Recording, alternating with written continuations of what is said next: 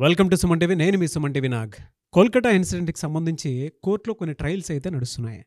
అయితే కొన్ని కీలక అంశాల గురించి మాట్లాడటం జరిగింది. డిస్కషన్ అయితే లైవ్లోనే చూపించడం జరిగింది. ఏం జరిగింది ఏంటి అనేది.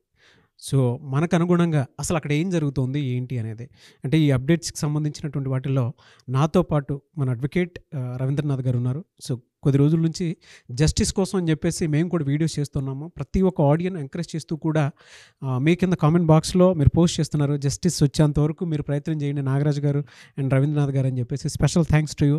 అయితే కోర్టులో కొన్ని ట్రయల్స్ గురించి మాట్లాడుకోవడం జరిగింది. అది ఏంటిది, ఏ విధంగా ఉంది అండ్ జడ్జిమెంట్ ఎంత త్వరితగతిన వచ్చేటువంటి అవకాశం ఉంది అనేది ఈరోజు మనం ప్రముఖ అడ్వకేట్, హైకోర్టు అడ్వకేట్ మన రవీంద్రనాథ్ గారి మాటలో తెలుసుకుందాం. Hello sir. హాయ్ అండి నాగరాజ్ గారు. సో మనం చూస్తున్నాం అండి, అంటే కోల్కతా ఇన్సిడెంట్కి సంబంధించినటువంటి కోర్టు ట్రయల్, సుప్రీం కోర్టు ట్రయల్స్ని మనం డైరెక్ట్ చూసాం. అందులో ఉండేటువంటి కీలక అంశాలు ఏ విధంగా ఉన్నాయి? సిజేఐ అంటారు, అంటే chief justice of India Chandrachud గారి నేతృత్వంలో ఈరోజు హైకోర్టు ట్రయల్ స్టార్ట్ అయ్యండి. మొత్తం ఏదైతే ఇన్సిడెంట్ జరిగిందో ఆగస్టు 8వ తారీఖు జరిగిన ఇన్సిడెంట్ సంబంధించి ఇది టోటల్గా 3 పార్ట్స్గా డివైడ్ చేశారు. ఒకటి సిట్ అంటే స్పెషల్ ఇన్వెస్టిగేషన్ టీం ఒకటి నడుస్తుంది, అంటే సాక్ష్యాలని విచారణ వాళ్ళని ఇన్వెస్టిగేషన్ అంతా ఒక పార్ట్ నడుస్తుంది. At the same time CBI enquiry నడుస్తుంది హైకోర్టు గైడెన్స్ ప్రకారం. ఇది కాకుండా సుప్రీంకోర్టు దీన్ని సుమేటోగా తీసుకున్న తర్వాత ఈ మొత్తం వ్యవస్థ అంతటిని కూడా ఏదైతే యాక్టివిటీస్ ఎక్కడెక్కడ జరుగుతున్నాయి వీటన్నిటిని తన కమాండ్ తీసుకొని కంట్రోల్ తీసుకొని సిజిఐ డైరెక్ట్గా ఇన్వాల్వ్ అవడం అనేది రియల్గా అప్రిషియేట్ చేయాలండి. ఎందుకంటే సుప్రీంకోర్టు చీఫ్ జస్టిస్ అన్నది చాలా బిజీ షెడ్యూల్ ఉన్నటువంటి పర్సన్, కానీ ఇది ఒక దేశానికి సంబంధించినటువంటి మెడికో సంబంధించిన విషయం, ఒక లేడీకి సంబంధించిన విషయం, దీన్ని చాలా ప్రెస్టీజియస్గా తీసుకొని ఈ ఇష్యూ మీద ఇమ్మీడియట్గా వాళ్ళు ట్రయల్ స్టార్ట్ చేశారు. నాకు తెలిసినటువంటి ఇంత త్వరితగతిన ఒక ట్రయల్ స్టార్ట్ అవడం చాలా తక్కువ కేసులు జరుగుతాయండి. అది కూడా సుమోటోగా తీసుకోండి చాలా డిలే అవుతుంటుంది కేసెస్. ఏదైతే ఈ ట్రయల్స్ అనేది ఈరోజు మన లైవ్లో ఇచ్చారండి. ఫస్ట్ ఇంపార్టెంట్ ఏంటంటే ప్రతి ఒక్కరికి మన ఆడియన్స్ చెప్పుకోవాల్సింది ఏంటంటే ఇంట్రెస్ట్ ఉన్న వాళ్ళు అది కూడా చూసుకోవచ్చు. అంటే సుప్రీంకోర్టు ట్రయల్స్ అనేది కూడా లైవ్ కామెంట్, అంటే అసెంబ్లీలో ఎలా అయితే ప్రత్యక్ష ప్రసారాలు ఉంటాయో అదేవిధంగా సుప్రీంకోర్టులో ట్రయల్స్ అంటే 3 త్రిసభ్య కమిటీ అంటారు, హెడ్ ఆఫ్ ద ఇన్స్టిట్యూషన్ 3 కూర్చున్న వాళ్ళు, కింద అలా అడ్వకేట్స్ ఎలా దీన్ని ట్రయల్స్ చేస్తారు, ఎలా ఆర్గ్యుమెంట్స్ జరుగుతాయి కూడా మనం చూడొచ్చు. ఈరోజు మార్నింగ్ అరౌండ్ 10:30 నుంచి మధ్యాహ్నం 3:30 వరకు సుప్రీంకోర్టు ధర్మాసనం దీని మీద కూర్చొని చాలా డిఫరెంట్ యాంగిల్స్తో దీన్ని జరిగిందండి. అబ్జర్వ్ చేస్తే మాత్రం ఇంత రెస్పాన్సిబిలిటీ ఉంటుందా జ్యుడిషియరీకి అన్నది రియల్గా న్యాయవ్యవస్థ పెద్దందరూ కూడా నేను ఈ విషయంలో కూడా వాళ్ళందరికీ థ్యాంక్స్ చెప్పుకుంటాను. అయితే దీన్ని మనం వివరించే ప్రయత్నం చేస్తాను నాగరాజు గారు. ఫస్ట్ స్పెషల్ ఇన్వెస్టిగేషన్ టీం వీళ్ళందరికీ కూడా గైడెన్స్ ఉన్నాయి హైకోర్టు నుంచి. సో ఇది ఒక పార్ట్ నడుస్తుంది. At the same time CBI కూడా మనం ఆల్రెడీ సంపత్ నెహ్రా ఆధ్వర్యంలో ఆల్రెడీ సిబిఐ ఎంక్వైరీస్ 30 బృందాలు నడుస్తుంది. లేడీస్ సింగం ఎంటర్ అయింది కరెక్ట్గా. రియల్లీ ఇదంతా ఒక గొప్ప మార్పుగా నాంది తీస్తుందండి. సుప్రీంకోర్టులో జరుగుతున్న ట్రయల్స్ ఎలా ఉన్నాయంటే దీన్ని 2 పార్ట్స్గా మనం విభజించవచ్చు. ఈరోజు జరిగిన మొత్తం ట్రయల్ సెషన్ మొత్తం కూడా ఈ 5 అవర్స్ సెషన్ని మొత్తం దీన్ని 2 పార్ట్స్ కూడా చూడొచ్చు. ఒకటి మమతా బెనర్జీ, తృణమూల కాంగ్రెస్ గవర్నమెంట్లో ఉన్న మమతా బెనర్జీని కాసేపు మాట్లాడారు. సంఘటనలో జరిగేటువంటి సందర్భం దానికి సంబంధించిన కొన్ని టాపిక్స్ మాట్లాడారు. ముఖ్యంగా ఈ 2 టాపిక్స్ని మనం కోయిన్సైడ్ చేసుకుంటే హైలైట్ అయింది ఒకే టాపిక్ మీద మోర్ దెన్ గంట పాటు నడిచిందండి. ఆ క్వశ్చన్ అడుగుతుంటే మన చంద్రచూడ్ గారు ఆ క్వశ్చన్ అడుగుతుంటే ప్రభుత్వం తరపున పబ్లిక్ ప్రాసిక్యూటర్ అంటే కపిల్ సిబ్బల్ ఇచ్చిన ఆన్సర్ ఆ ఇద్దరి మధ్య డిస్కషన్ చూస్తుంటే ప్రభుత్వం తరపున ప్రాపర్ ఆన్సర్ లేక ఆయన తబ్బిబవుతున్నాడు. ఏమిటి ఆ క్వశ్చన్ అంటే ఎఫ్ఐఆర్ గురించి. ఏదైతే సస్పెక్షన్ జరిగిందో ఆ ఇన్సిడెంట్ పార్ట్ జరిగిందో మధ్యాహ్నం 3:30-4 o'clockకి హ్యాండ్ ఓవర్ చేశారు బాడీని. బట్ ఎఫ్ఐఆర్ ఎప్పుడు వేశారు అన్న క్వశ్చన్ అడుగుతుంటే midnight 11:45కి ఫస్ట్ ఇన్ఫర్మేషన్ రిపోర్ట్ తలా పోలీస్ స్టేషన్లో అది రిపోర్ట్ అయింది. సో ఆల్రెడీ ఒక మర్డర్ జరిగింది, రేప్ అండ్ అదే బ్రుటాలిటీ జరిగింది. అది దీనిని అప్ టు 11:45 వరకు midnight వరకు ఎందుకు ఎఫ్ఐఆర్ చేయలేదని సూటిగా అడుగుతుంటే ఆన్సర్ చెప్పడానికి కపిల్ సిబ్బల్ ఉబ్బి కొడుతున్నాడు, కానీ ప్రాపర్ ఆన్సర్ ఇవ్వలేకపోతున్నాడు. ఆయన మిస్గైడ్ చేస్తుంటూ కూడా ఆయన అదే పాయింట్ మీద కూర్చున్నారు. ఎందుకు అట్లా దాన్ని కంటిన్యూషన్ కావట్లేదు, మీరు అంత లేట్ ఎందుకు చేశారు అన్న దాన్ని చెప్తున్నారు. కానీ మెయిన్ ఏదైతే ధర్మాసనం మాత్రం ఆయన ఇచ్చినటువంటి ఆన్సర్ని ప్రాపర్గా తీసుకున్నట్టుగా సందర్భం లేదు.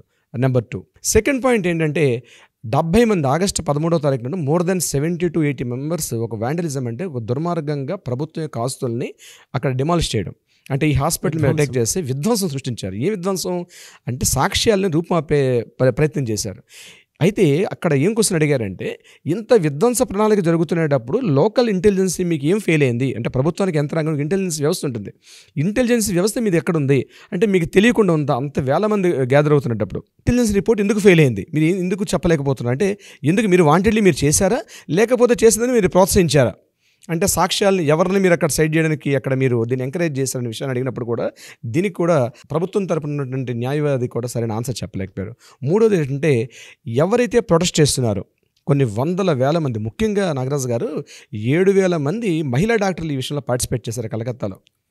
వాళ్ళ కాలేజీలని అందరిని విడిచిపెట్టుకొని 7,000 మంది రోడ్ల మీదకి వచ్చి క్యాండిల్ లైట్స్ వెలిగిస్తూ ప్లకార్డ్స్ షో చేస్తూ కొన్ని 7,000 మంది పైగా ఈ ఎంటైర్ కార్యక్రమాన్ని ధర్నాన్ని చేశారు వాళ్ళు.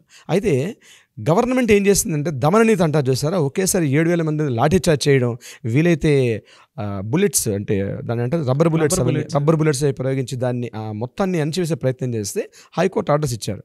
అయితే ఇక్కడ సుప్రీంకోర్టు ఏం క్వశ్చన్ చేసిందంటే, ఈరోజు వాళ్ళు ఏదైతే స్టూడెంట్స్ చేస్తున్నారో అది మాత్రం ఖచ్చితంగా నిరసన మాత్రం 100% రైట్ అని చెప్పి సుప్రీంకోర్టు సపోర్ట్ చేస్తూ మాట్లాడడం కూడా, అంటే ఒక ప్రజాస్వామ్య ప్రభుత్వంలో నిరసన తెలపడం అనేది వాళ్ళ ప్రాథమిక హక్కు, అది మనం తొక్కేయకూడదు అని సుప్రీంకోర్టు ఒక వ్యాఖ్యలు ఈరోజు జరుగుతున్న ట్రయల్స్లో తెలిసిన విషయం. మూడోది, ఇక ఫోర్త్ పాయింట్ ఏంటంటే, ఏదైతే ఈ సంఘటన జరిగిందో ఈ సంఘటన సంబంధించి మమతా బెనర్జీ ప్రభుత్వం తీసుకున్న చర్యలు మాత్రం అట్టర్ ఫ్లాప్ అని చెప్తూ క్లియర్గా చెప్పడం జరిగింది.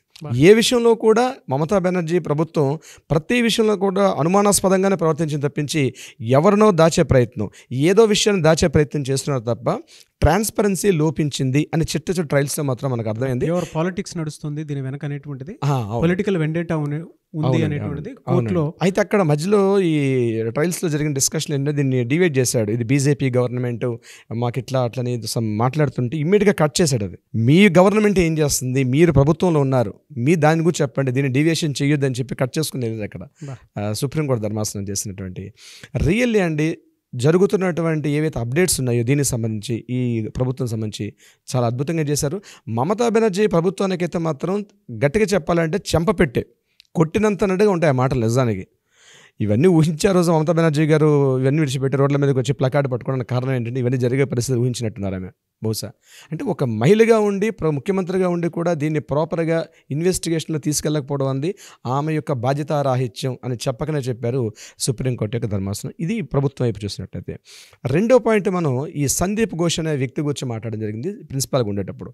ఇమీడియట్గా ఈ సందీప్ ఘోష్ అనే వ్యక్తి మీద సుమారుగా మోర్ దెన్ 1 గంట పాటు చర్చ జరిగింది అక్కడ. ప్రభుత్వం కూడా మాట్లాడారు, అని క్వశ్చన్స్ రైజ్ చేశారు అక్కడ చంద్రచూడ్ గారు. ఫస్ట్ పాయింట్ ఏం అడిగారంటే, ప్రిన్సిపాల్ గారికి ఇన్ఫర్మేషన్ తెలిసిన తర్వాత ఫస్ట్ మీరు సూసైడ్ అని ఎందుకు మీరు ఇన్ఫార్మ్ చేశారు పేరెంట్స్కి అంటే దానికి ఆన్సర్ లేదు. నెంబర్ 2, ఏదైతే సాక్ష్యాలు అక్కడ ఏర్పాటు చేశారంటే ఉన్నటువంటి సంఘటనా స్థలం ఏదో జరిగిందో ఆ సంఘటనా స్థలాన్ని సాక్ష్యాలని పూర్తిగా డిమాలిష్ చేయడం అంటే ఏంటి, ఎవరైతే కల్ప్రిట్స్ అందులో పార్టిసిపేట్ చేశారో వాళ్ళు హ్యాండ్ వాష్ చేసుకున్నారు. పక్కనే ఆ టాయిలెట్ రూమ్ ఉంది, ఆ 4th ఫ్లోర్లో ఆడిటోరియం పక్కన 4th ఫ్లోర్ పక్కన టాయిలెట్ ఉంది, టాయిలెట్ రూమ్ అటాచ్డ్ ఒక వాష్రూమ్ ఉంది, అక్కడ అందరూ హ్యాండ్ వాష్ చేసుకున్నట్టుగా చెప్పడం జరిగింది. ఇదో కొంతమంది ఎవిడెన్సెస్. ఎక్కడైతే ఆ చారికలు అంటే రక్తపు డాట్స్ అన్నీ ఉంటాయని కంప్లీట్గా వాళ్ళని డిమాలిష్ చేశారు. డిమాలిష్ చేసి ఏం చేశారు, సో రెనోవేషన్ కార్యక్రమంలో ఇంకొక వాళ్ళని కన్స్ట్రక్షన్ చేస్తున్నారని చెప్పడం జరిగింది. ఆల్రెడీ ఒక సంఘటన జరిగినప్పుడు ఒక మెడికల్ కాలేజ్ ప్రిన్సిపల్గా ఉంటూ ఆ మెడికల్ కాలేజ్లో మెడికో లీగల్ కేసెస్ ఉంటాయి. ఇంత హయ్యర్ పోస్టులో ఉండి కూడా దాన్ని ఇమీడియట్గా దాన్ని సెక్యూరిటీ చేయకుండా రెనోవేషన్ ఎందుకు చేశావు అన్న విషయాన్ని సుప్రీంకోర్టు కూడా అడగడం జరిగింది. దీనికి కూడా ప్రాపర్ ఆన్సర్ చెప్పలేకపోయారు మన ప్రభుత్వం తరపున న్యాయవాది. ఇదంతటి కాకుండా ఇతని మీద ఇన్ని రకాల ఆబ్లిగేషన్స్ ఉండేటప్పుడు ఇంత ఇమీడియట్గా ఓవర్ నైట్ ఎందుకు అతను రిజైన్ చేశాడు. ముందు ఏంటంటే సందీప్ ఘోష్ని ఇక్కడ ఇష్యూ జరిగింది, you are the head of the institution ఉండేటప్పుడు రెస్పాండ్ అవ్వాలి. అట్లాంటిది ఇమ్మీడియట్గా సంఘటన కాస్త హడవడంగా రిజైన్ చేసేసుకొని దాన్ని యాక్సెప్ట్ చేయడం గవర్నమెంట్ యాక్సెప్ట్ చేసి ఇమ్మీడియట్గా వేరే చోట పోస్టింగ్ ఇవ్వడం. ఈ విషయంలో ఇంత తొందరపాటుగా ఎందుకు జరిగాయని చెప్పి సుప్రీంకోర్టు అడిగితే కూడా దీనికి ఆన్సర్ చెప్పలేకపోతున్నారు దీనికి సంబంధించి. సో ఏదైతే మనం పబ్లిక్ ఏదైతే మనం అందరిలో మనం దీని గురించి ఏదైతే ఆలోచిస్తున్నామో ఇదే క్వశ్చన్స్ని సుప్రీంకోర్టు హెడ్ ఆఫ్ ద ధర్మాసనం కూడా అదే క్వశ్చన్స్ రైజ్ చేశారు. But end of the day ఏంటంటే ఈరోజు ట్రయల్స్ మాత్రం చాలా అద్భుతంగా జరిగాయి. ఫస్ట్ టైం కదా సార్, అంటే అంత త్వరితగతిన జడ్జిమెంట్ రావాలి అనుకుని ఈవెన్ సుప్రీంకోర్టు కూడా సుమోటోగా తీసుకొని చర్చ జరపడం అనేది ఈ 130 కోట్ల మంది ప్రజలందరూ కూడా హర్షించాల్సిన విషయం అండి. ఎప్పుడైతే మనకి ముందు మనకు తెలుసు కదండి, అడ్మినిస్ట్రేషన్ డిపార్ట్మెంట్ ఉంటుంది, మన శాసనశాఖలు ఉంటాయి, at the same time administration ఉంటుంది, మూడో జ్యుడిషియరీ.